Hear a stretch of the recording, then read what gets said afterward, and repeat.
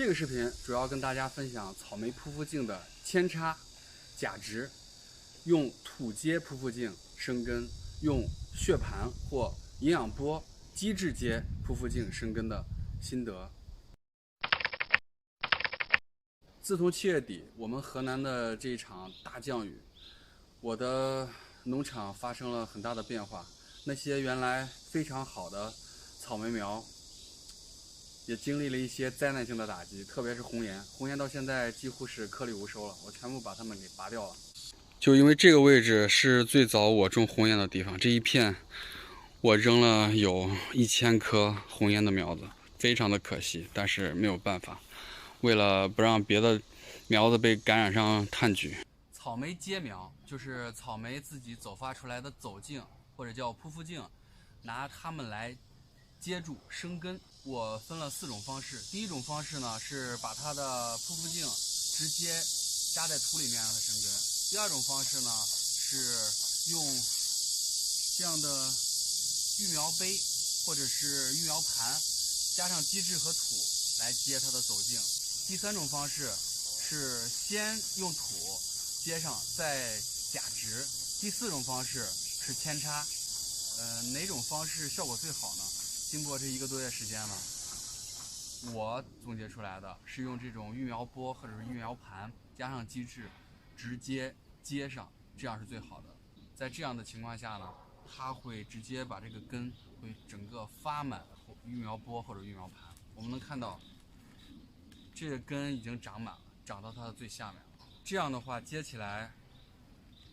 到我们不论是以后的种植还是运输呢，都是最好的一个结果。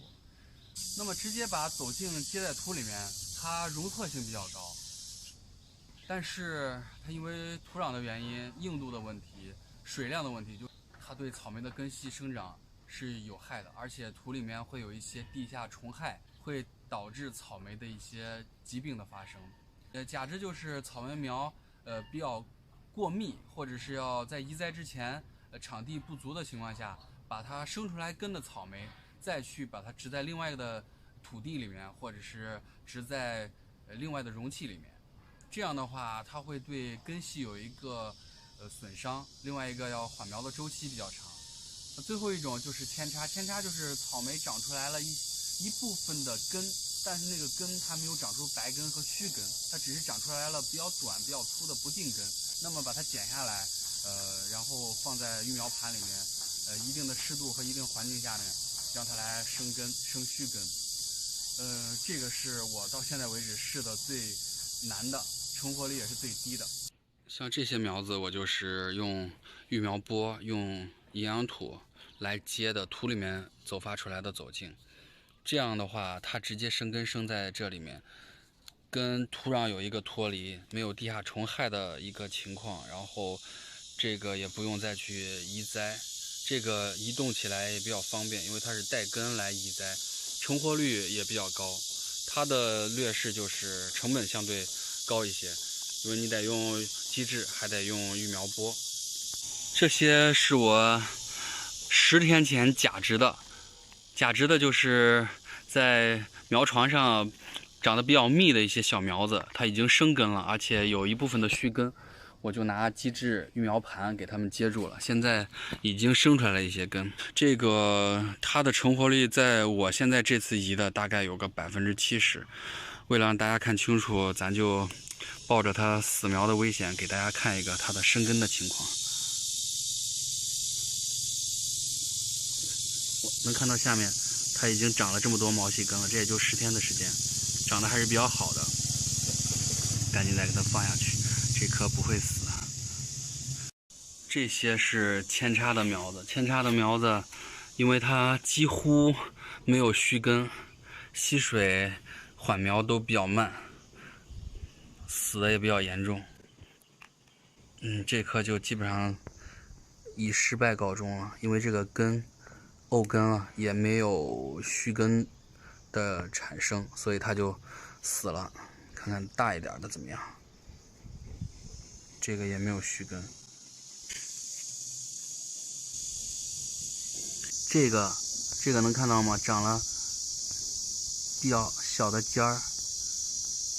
很小的啊，在这个位置它已经长出了须根，这个就是扦插成活了。刚开始的时候它是长的能看到这些黄色的不定根，然后我扦插了大概就1个星期的时间，它长出来新的须根。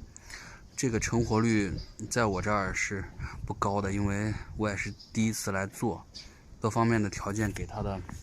都不成熟和完善，我也是在摸索的阶段。直接长在土里面的，大家是最常用的方式。母猪也在这里边长，它的走茎也在这里面长。它的比较大的问题就是，会有病虫害的出现，而且因为土质的原因，它的根系有些长得不是特别的好。以上呢就是我对于草莓接走茎的4种方法的总结和跟大家的分享，这是我个人的总结。我到最后建议的还是，不管大家把草莓的母苗种在土里面还是基质里面，我建议的是拿育苗杯或者是育苗盘来接苗子，这样的苗子最健康，长势也好。今年是我真正种草莓的第1年，从3月中旬刚开始种的那第1批苗子到现在已经5个月的时间了。这5个月我也是吃尽了苦头，原来挺白的，在7月份的这1个月晒成了这个样子。我育的苗子今年育的不是很好，但是总结了非常多的宝贵经验，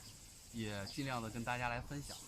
接下来的工作就是把我的棚子给整理好，把草莓绝大部分的草莓种在大棚里面。如果你有关于种草莓的问题，如果你也喜欢吃草莓，请你一定要关注我和草莓此刻到底的手艺人飞宇。谢谢大家。